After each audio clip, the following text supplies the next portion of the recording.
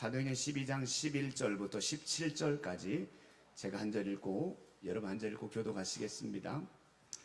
이에 베드로가 정신이 들어 이르되 내가 이제야 참으로 주께서 그의 천사를 보내어 나를 헤롯의 손과 유대 백성의 모든 기대에서 벗어나게 하신 줄 알겠노라 하여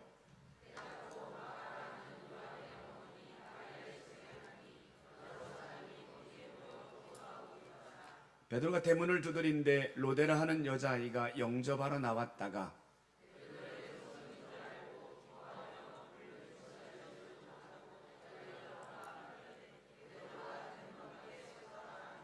그들이 말하되 네가 미쳤다 하나 여자아이는 힘써 말하되 참말이라 하니 그들이 말하되 그러면 그의 천사라 하더라.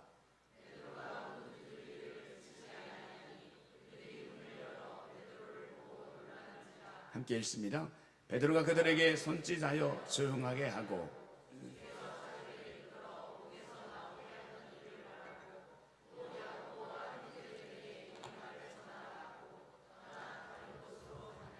아멘.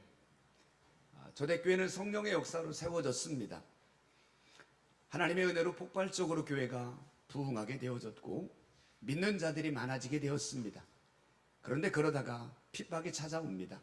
그 핍박을 가운데 첫 번째 순교자가 발생하게 됩니다. 바로 스데반 집사입니다.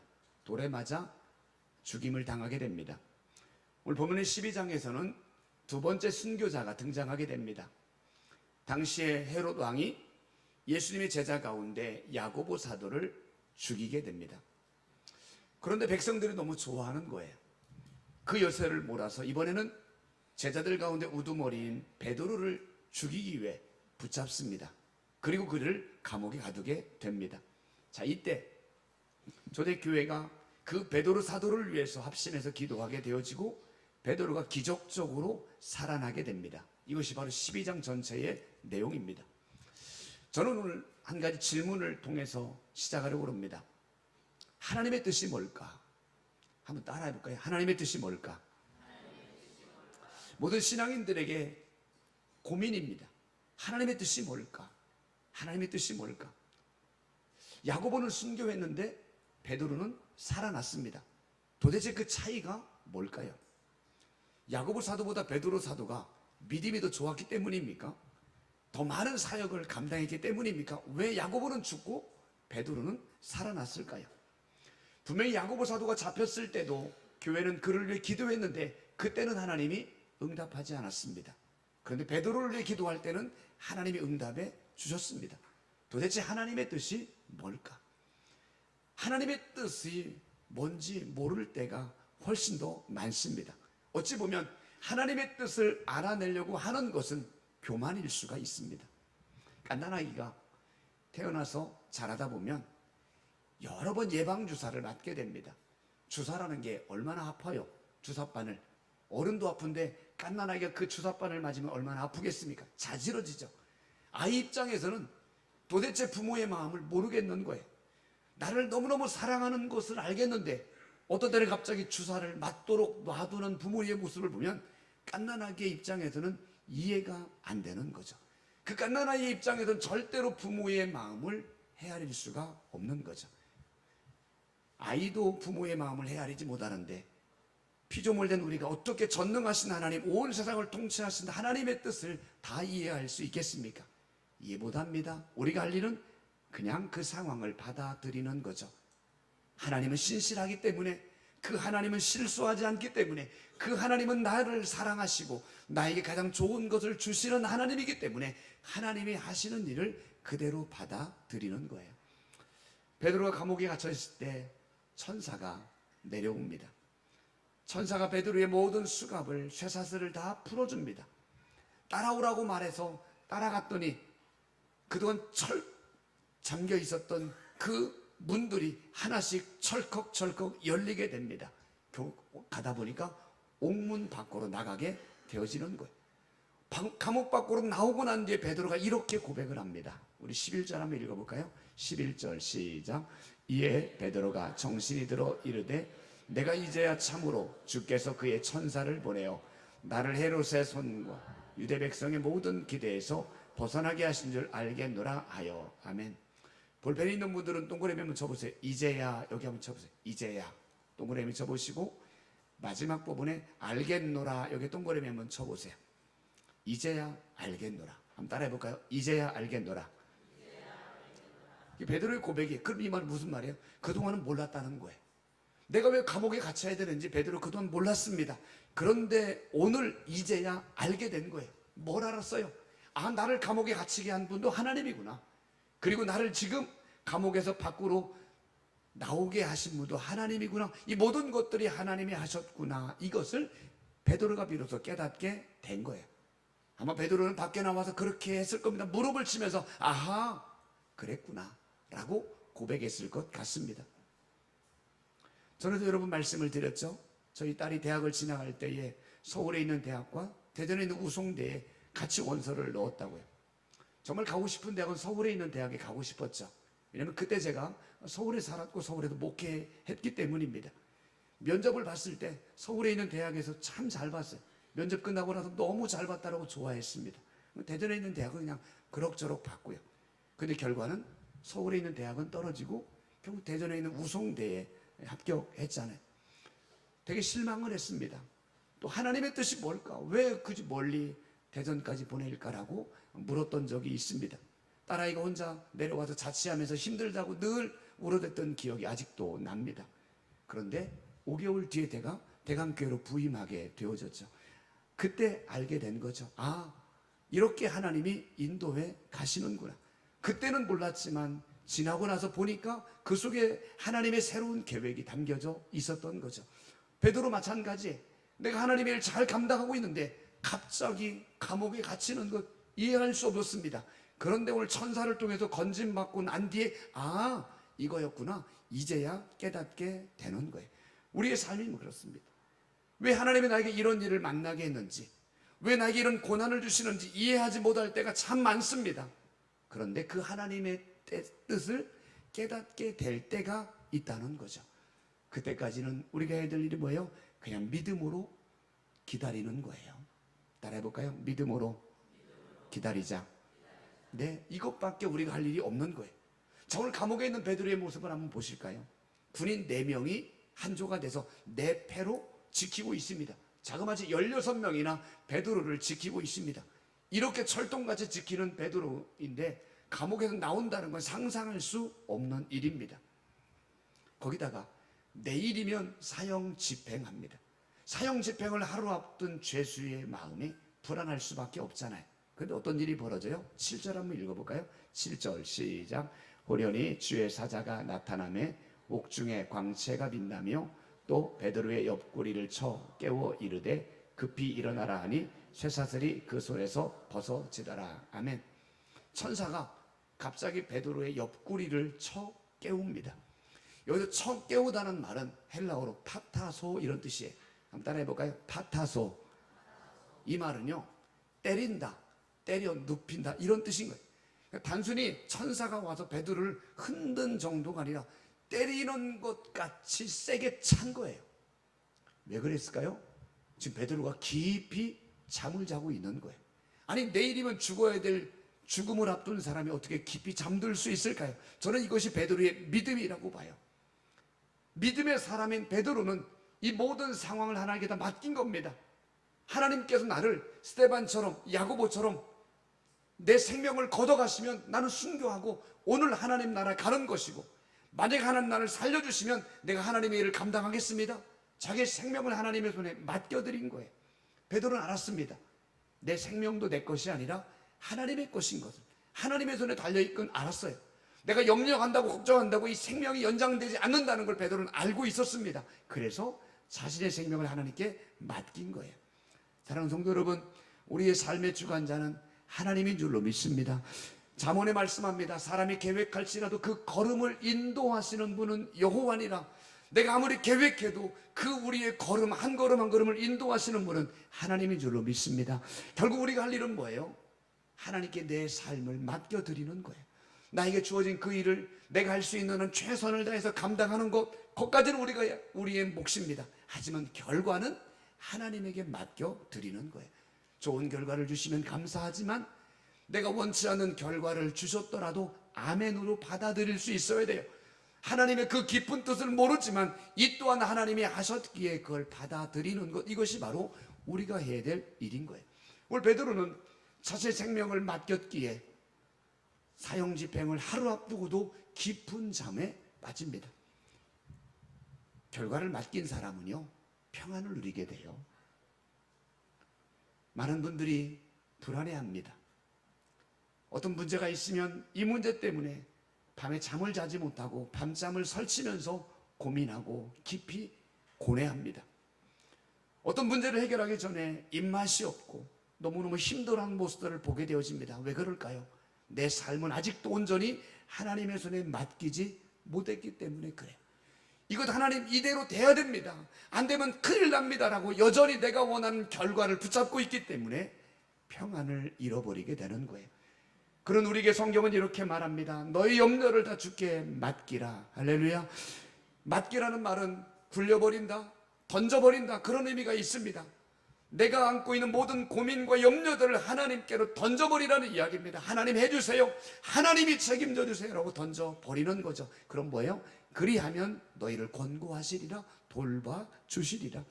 빌립보서 말씀에도 말씀합니다. 아무것도 염려하지 말고 다만 모든 일에 기도와 간구로 감사함으로 아뢰라. 그리하면 하나님의 평강이 너희 마음과 생각을 지키시리라. 할렐루야. 고민한다고 해결되지 않잖아요. 염려한다고 문제가 나아지는 것이 아닙니다. 어떤 문제 때문에 고민하고 있나요?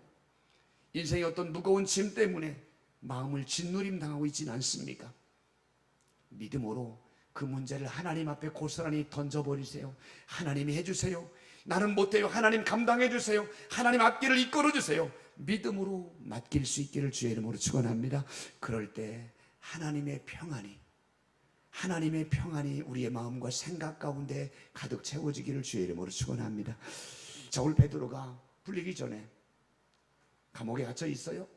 그때 교회는 뭘 했을까요? 5절 한번 읽어볼까요? 5절 말씀입니다. 시작. 이에 베드로는 옥에 갇혔고 교회는 그를 위하여 간절히 하나님께 기도하더라. 아멘. 베드로는 감옥에 갇혔을 때 교회는 그를 위해 간절히 기도했다라고 말합니다. 교회는 분명히 지금 위기 상황입니다. 수제자입니다. 리더입니다. 리더가 죽음을 앞두고 있습니다. 위기 상황인데 교회는 흔들리지 않습니다. 하나로 뭉쳐 있습니다. 사단은 자꾸 우리의 마음을 뒤흔듭니다. 하나 되지 못하게 만들고 분열되게 만들고 자꾸 마음이 일치되지 못하게 만드는 거예요. 그래서 사단은 분열케 하는 영입니다. 하지만 성령은 하나 되게 하는 영입니다. 날마다 성령님이 하시는 일은 마음이 생각이 하나로 모여지게 되는 거예요. 우리 교회 앞으로 성전 건축을 해야 되잖아요. 성전 건축하는 과정까지 많은 여러 가지 과정들을 통과해야 됩니다. 가장 먼저는 조합 측과의 협상이 잘 체결돼야 됩니다. 임시 예배 처소도 잘 마련해야만 됩니다. 여러 가지 많은 그런 과정 속에서 생각지 않은 많은 위기와 어려움과 고난을 만날 수 있습니다. 그런 어려움들을 만날 때마다 담임 목사와 같은 마음으로 나오시기를 축복합니다. 우리 장로님들과 같은 마음을 가지고 함께 문제를 풀어갈 수 있기를 바랍니다. 우리 모든 성도님들이 한 마음이 되면 어떤 어려움, 어떤 위기를 만나더라도 우린 거뜬하게 극복해낼 수가 있는 거예요. 오늘 초대교회가 그 베드로 사도의 위기 앞에서, 야고보는 죽었고 베드로가 죽음의 위기 앞에서도 흔들리지 않고 한 마음으로 모였고, 또 한 가지 뭐였어요? 그들이 간절히 하나님께 기도합니다. 합심으로 기도합니다. 전도서에 보니까 세 겹줄은 쉽게 끊어지지 않는다라고 말합니다. 혼자는 힘이 없어요. 둘도 약합니다. 하지만 세 명이면 끊어지지 않는다라고 말씀하고 있습니다. 세 겹줄이 모이고 모여질 때 강력한 성령의 역사를 경험하게 됩니다. 사랑하는 성도 여러분, 우리 한 분 한 분들이 세 겹줄같이 우리가 함께 믿음으로 하나가 되어지고 같은 마음 같은 생각을 가지고 함께 모여져서 건강한 주님의 교회를 함께 세워가시기를 주의 이름으로 축원합니다. 예수님이 부활했을 때, 하늘 승천했을 때 함께했던 예수님이 보이지 않았기에 제자들이 얼마나 불안했을까요? 그들은 다락방에 몰래 숨어 있었습니다. 그런데 그 불안을 그들이 어떻게 극복합니까? 다락방에 모여서 전심으로 기도하기를 시작합니다. 그들은 두려움을 기도로 바꿨습니다. 기도로 바꿨더니 그들 안에 어떤 일이 벌어집니까? 그들이 모인 그곳에 강력한 성령님이 역사하게 되어지고 전무후무한 성령의 기름 부음을 경험하게 되는 거예요. 위기는 기회라는 말이 있습니다. 그런데 모든 사람에게 다 위기가 기회가 되는 것은 아닙니다.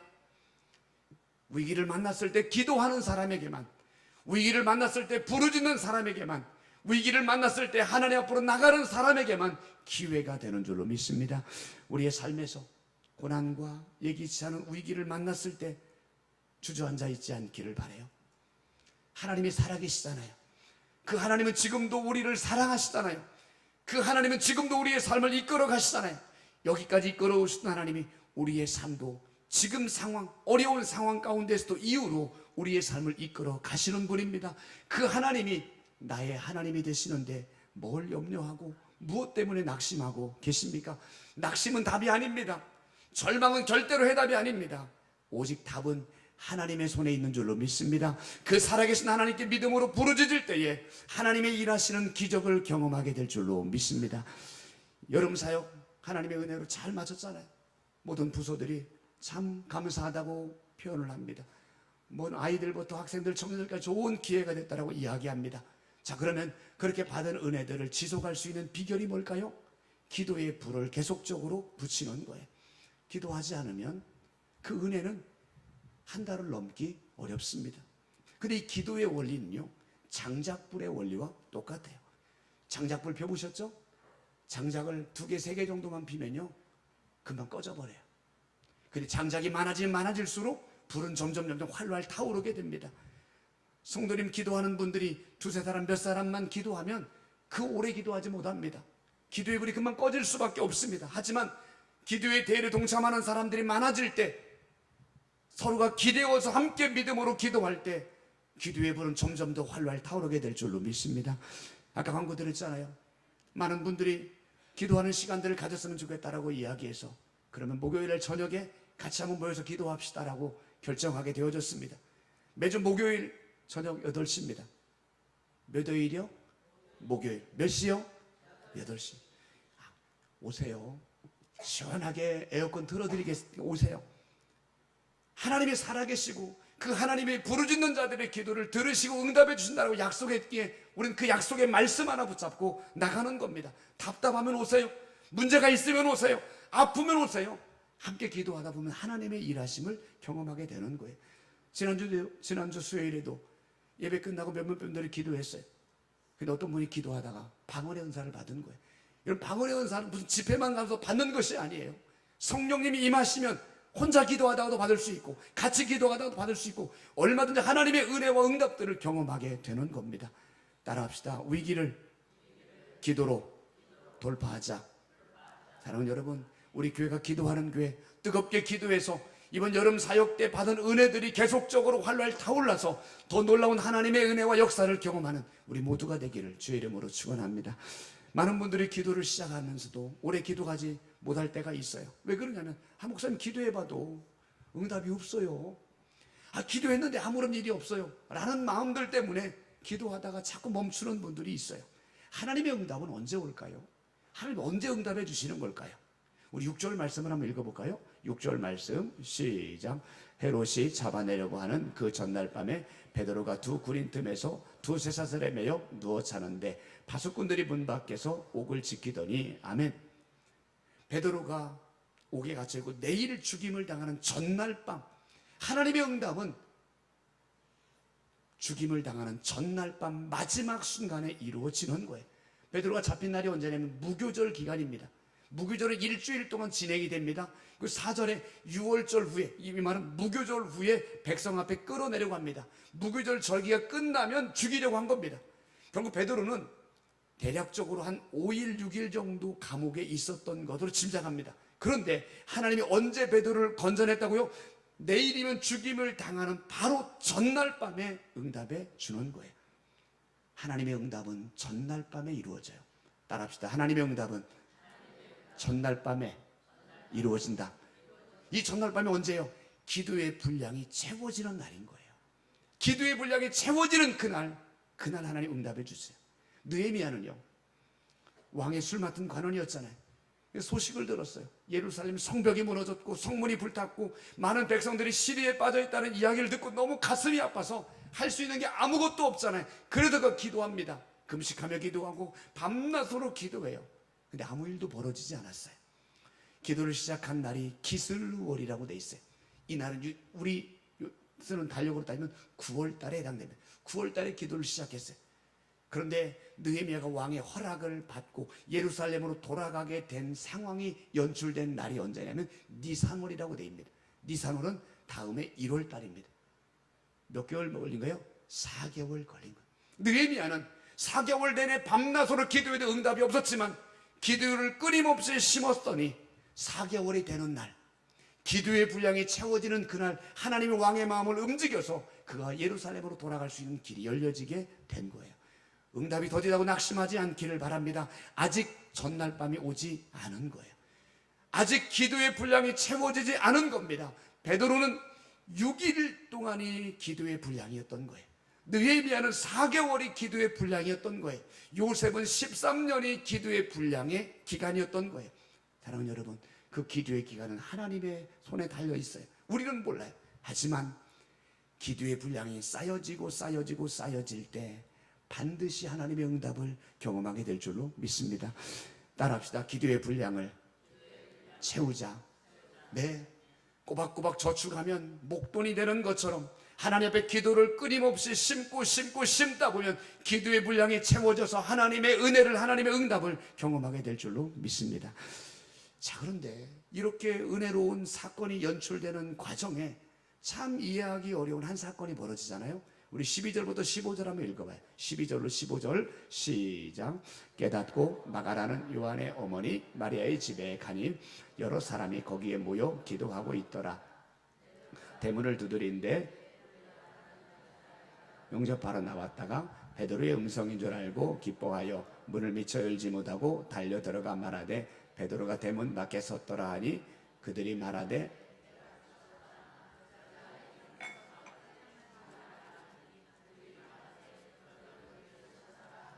아멘. 우리 교회는 기도했잖아요. 합심에서 기도해서 그 기도의 은혜 때문에 베드로가 풀려나게 됩니다. 베드로가 이제 어디로 가냐면 성도들이 모여있는 마가의 다락방에 가게 되어져. 그리고 문을 두드립니다. 로데란 여자아이가 나와요. 목소리를 들어보니까 베드로예요. 너무 기뻐가지고 문을 열어줘야 되는데 문 열어주는 걸 깜빡 잊어버리고 모여있는 성도들에게 말합니다. 베드로가 왔어요. 그럼 어떻게 반응해야 돼요? 할렐루야, 하나님 우리의 기도를 들어주셨습니다. 감사합니다. 이러고 막 베드로를 맞이해야 되잖아요. 갑자기 뭐라고 말합니까? 네가 미쳤구나. 이 말은 뭐예요? 베드로가 왜 와? 베드로가 감옥에 있는데 왜 오냐고, 이 말인 거예요.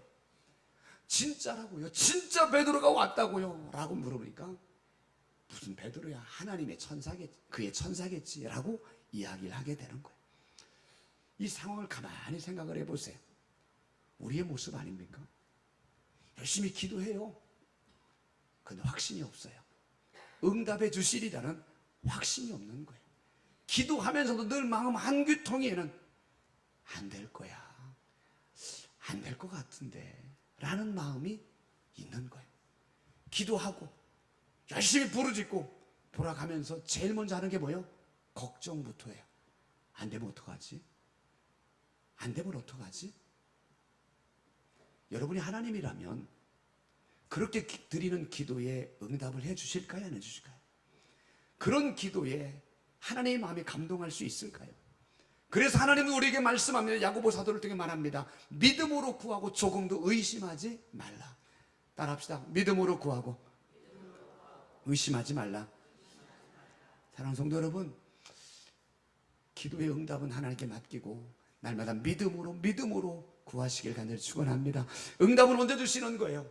하나님의 때에 주시는 거예요. 그때는 나는 몰라요. 하나님이 보실 때 가장 적절한 때, 가장 최상의 때 하나님이 주세요. 어떻게 주십니까? 내가 생각하지 않았던 방법으로, 내가 전혀 기대하지 않았던, 내가 머릿속으로 한 번도 계산해보지 않았던 방법을 통해서 하나님이 역사해 주시는 거예요. 우리가 할 일은 뭐예요?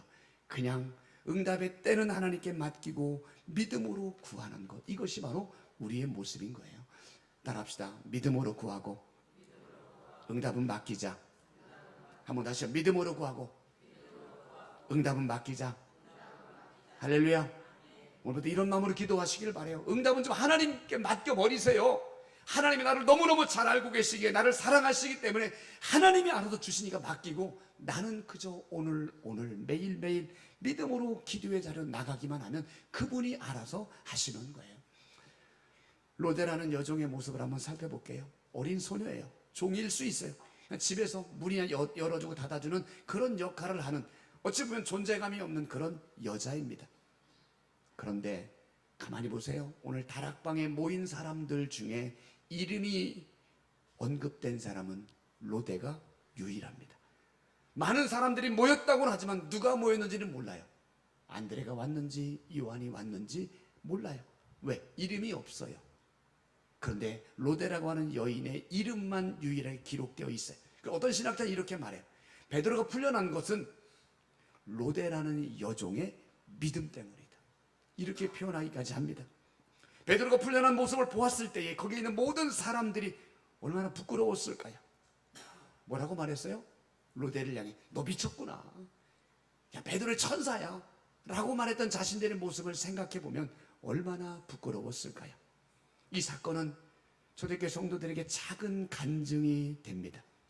자신들은 확신 없이 기도했는데 한 어린 소녀는 믿음으로 확신을 갖고 기도했고 하나님이 그 기도를 통해서 들어주셨다는 놀라운 사건을 직접 경험했기 때문입니다. 로데를 통해서 믿음의 기도가 뭔지를 다시 한번 이 모든 초대교회 성도들은 경험하게 됩니다.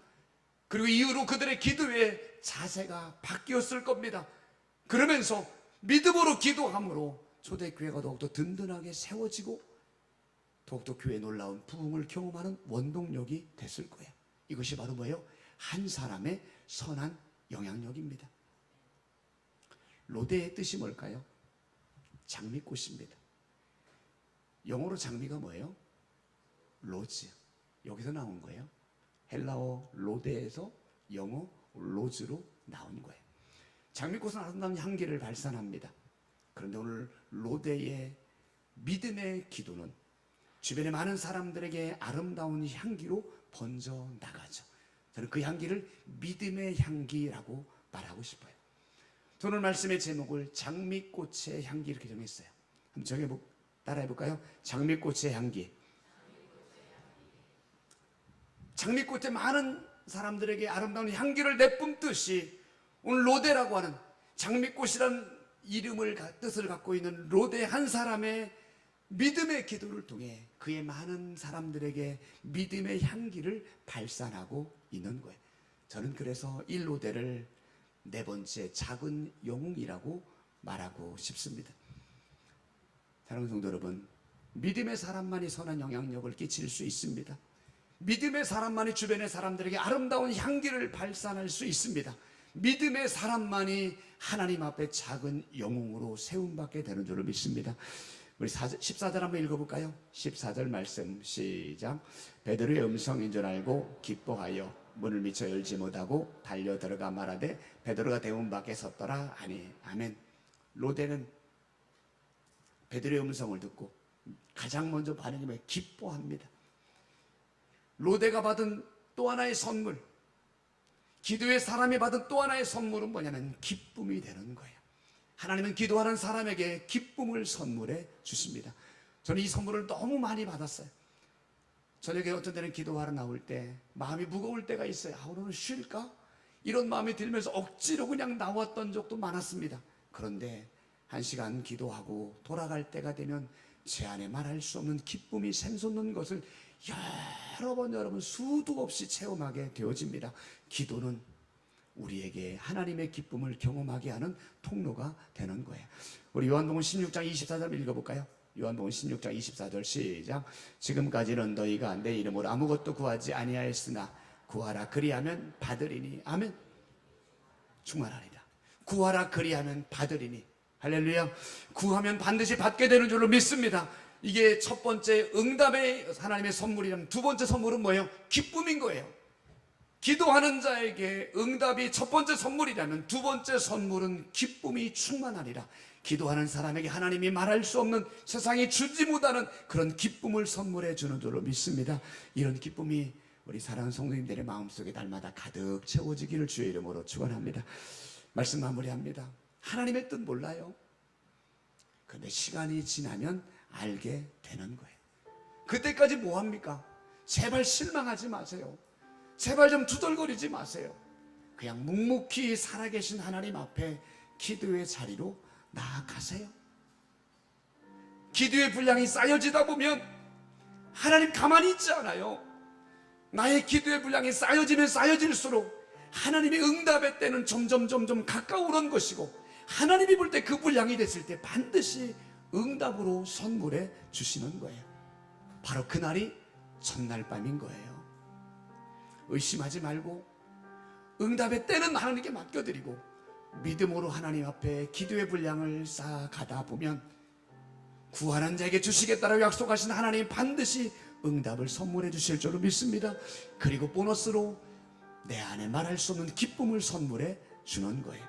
로데 어린 소녀잖아요. 어린 소녀도 이런 응답과 이런 은혜를, 이런 기쁨을 경험했다면 우리는 집사님 아닙니까? 우린 권사님이잖아요. 우린 장로님이잖아요. 우리가 이런 기쁨을 누려야 되지 않겠습니까? 믿음으로 나갈 때 우리도 이런 기쁨과 은혜를 누리게 되는 거예요. 그런 은혜를 누리는 자들이야말로 진정한 작은 영웅입니다.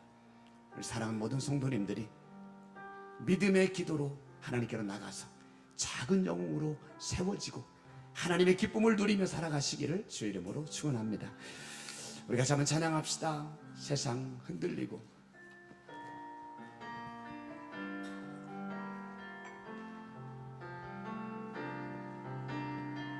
세상 흔들리고 사람들은 변하여도 나는 주를 섬기리. 주님의 사랑은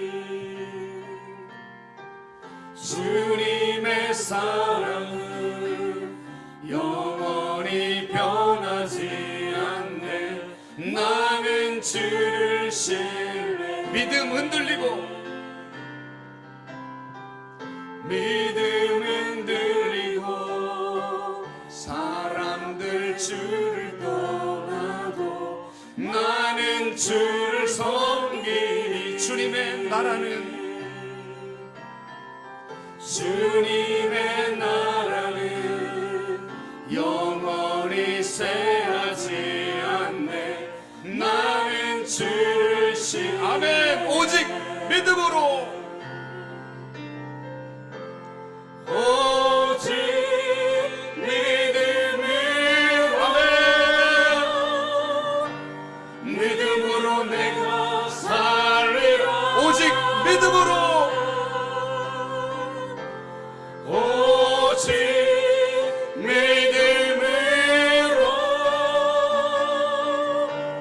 믿음으로 내가 살. 오직 믿음으로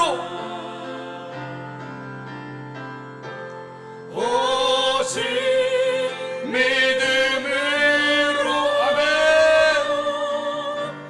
믿음으로 내가 살리라. 오직 믿음으로 오직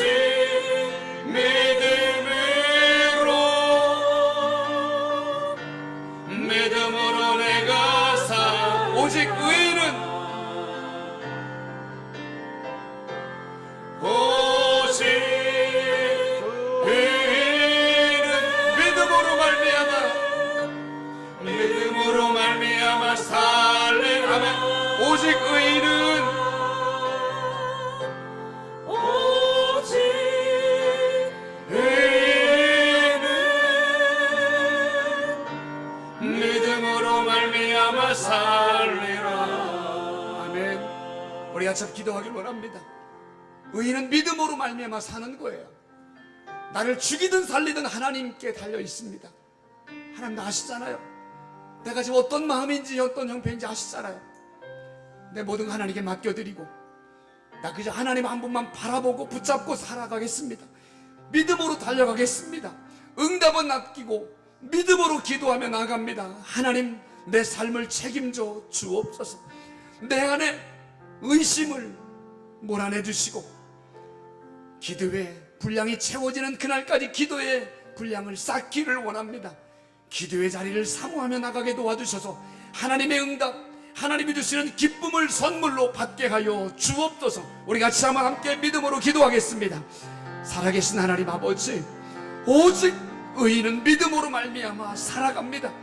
오직 믿음으로 살아가기를 원합니다. 내가 할 수 있는 게 뭐가 있어요? 나는 약합니다. 난 아무것도 할 수 없습니다. 하나님이 도와주지 않으면, 하나님이 열어주지 않으면, 하나님이 나에게 응답해주지 않으면 나는 한 걸음도 나갈 수 없습니다. 그래서 응답은 하나님께 맡겨드리고 오늘도 하나님 한 분만을 바라보며 하나님께 내 모든 삶을 맡겨드리며 믿음으로 걸어갑니다. 믿음으로 주 앞에 무릎 꿇습니다. 우리에게 하나님만을 바라보는 믿음을 허락하여 주옵소서. 절대로 의심하지 아니하고 낙심하지도 아니하고 하나님이 하실 일을 기대하며 오직 믿음으로 하나님 앞으로 나아가기를 갈망하는 믿음의 용사들이 되게 하여 주옵소서. 믿음으로 기도할 때 하나님의 응답을 경험하게 하시고 세상이 줄 수 없는, 세상에 그 누구도 알지 못하는 그 놀라운 기쁨을, 그 감격을 날마다 누리며 살아가는 저희들 되게 하여 주옵소서. 하나님이 살아계십니다. 그 하나님이 나의 아버지가 되십니다. 오늘도 그 아지 하나님을 나의 아버지로 모시고 믿음으로 걸어가게 하여 주옵소서. 우리 교회에 이런 믿음의 동역자들이 많이 세워지게 하여 주옵소서. 믿음의 불이, 기도의 불이 활활 타오르는 교회가 되게 하여 주옵소서. 예수님의 이름으로 기도합니다. 아멘. 하나님 아버지, 너무 약합니다. 아무것도 할 수 없습니다. 그래서 하나님 앞에 나아갑니다. 내 모든 삶은 하나님께 맡겨드리고 그저 나는 하나님의 이름을 부르며 그분 앞에 엎드립니다. 내 마음 아시잖아요. 하나님 책임져 주세요. 나를 부르셨사오니 내 앞으로의 삶도 하나님이 책임져 주시고 인도하여 주옵소서. 믿음으로 기도하렵니다. 믿음으로 아버지의 이름을 부르렵니다. 하나님, 우리의 믿음의 기도를 들어주시고 응답의 문을 열어 주옵소서. 하나님의 풍성한 기쁨을 누리게 하여 주옵소서. 우리 교회 안에 기도의 동역자들이 많이 세워지게 도와주셔서 뜨겁게 기도하는 성령 충만한 교회, 뜨겁게 기도함으로 하나님의 역사를 날마다 체험하는 우리 교회가 되게 하여 주옵소서. 지금도 하나님이 살아계시다는 걸, 지금도 하나님이 역사하고 있다는 걸, 지금도 하나님이 일하고 있다는 걸 우리가 삶으로 보여주며 간증하는 우리 모든 성도님들, 우리 교회가 되게 하여 주옵소서. 이제는